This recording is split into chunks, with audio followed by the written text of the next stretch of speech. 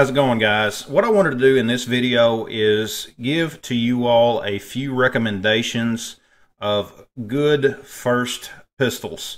Some of the stipulations in this video that we're going to be looking at are guns that are all 9mm for one thing.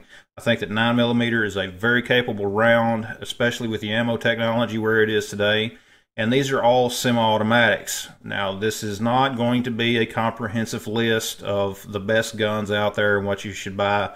This is just a few recommendations that I wanted to make of good quality firearms that may be something for you.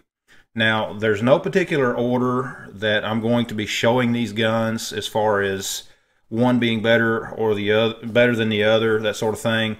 But you know, you need to make that decision for yourself of what works for you. The first gun that I wanted to talk about is going to be the Taurus G2 or the G3. Both of these guns are a very affordable option, and they are also a very reliable gun. I personally own an older generation Taurus. This is the Millennium PT-111. They do not manufacture these anymore, but it is a good gun. Taurus has a wide variety of guns. You have critics that will criticize them, and then you have people that love them. The fact is, Taurus has made good guns, and they have made bad guns. All manufacturers have done that. For the most part, with the G2 as well as the G3, my experiences with those guns and working with students that have had them and handling those guns myself, they are a very reliable firearm and one that you may want to consider.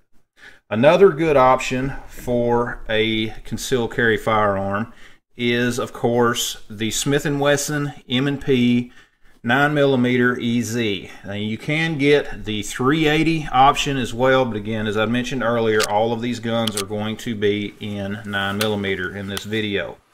This gun is one that works very well for people that may have dexterity issues in their hands. In fact, that was one of the reasons why that I discovered it. The gun, literally I was out gun shopping with my mother, and my mother wanted a new firearm. She did not want another revolver, which is something that she had carried in the past, but she wanted a semi-automatic. One of the problems that she has always had with semi-automatics is, for her, a lot of them are difficult to cycle.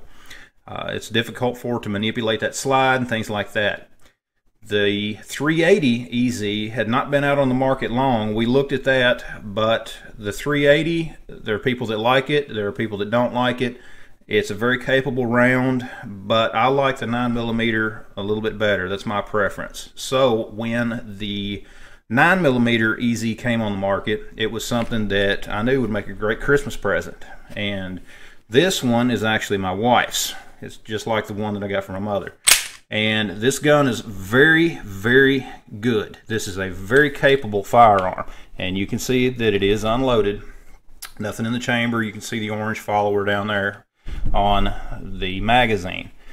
And it is, just as it says, it is easy to manipulate. I have got a full review on this gun. I'll try to leave a card somewhere over here or down in the description to where you can find it and go check that out, and you can get a little bit more details.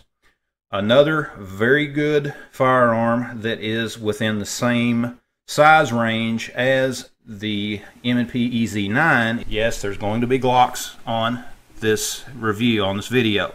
There's some people that love Glocks, some people hate Glocks. Me, I'm a fan of Glocks. Nothing against other manufacturers. I own many other manufacturers. It's just that a Glock is undeniably a very reliable firearm. So of course the 43X is one that is going to be on this list, as well as the 43X's big brother, the Glock 19. Which is another very capable firearm. The Glock 19 is possibly the most popular concealed carry firearm in the country, and possibly one of the most popular firearms in the world. Very reliable firearm, and with very capable rounds. A lot of options with the Glock 19s, tons of aftermarket parts with Glocks, tons of manufacturers out there making parts for those. Within the same frame of the Glock as far as size, another great option would be the Sig P320. I know there's been a lot of controversy on Sig as far as some of the issues that they had early on with the 320. Personally, I think that they now have those issues resolved. I did a video where I talked about that previously. You can go check that out on my channel. The Sig 320 is a very capable firearm. It's a very accurate firearm. It feels good in the hands, and it's just an all-around real robust gun in my opinion. And you're going to see a wide variety of people's views on that. You know, that's just what I think about the Sig. I think they're a very good gun. Now, a couple of other examples of guns that I think are great that I do not have. One is going to be the Canik series of pistols. Okay, they have got a wide series of pistols out there themselves, from compact to more the full-sized. Again, you kind of, for concealed carry, you're going to want to stay more into the compact size. But Canik is a very reliable firearm. They have really come up in as far as their popularity. You're starting to see these guns in more places. It's a very reliable gun. It's a very comfortable gun to shoot, and it's one that I think that you might want to check out as well. But guys, this is just a few of the guns that I would personally recommend for any of you all out there that are looking. What I would recommend that you do is to try to find a range where you can actually go and rent some of these guns. And if they allow you to rent them, then, you know, go rent it, feel the gun in your hand, see what you think about it, you know, fire a few shots, and make your decisions from there.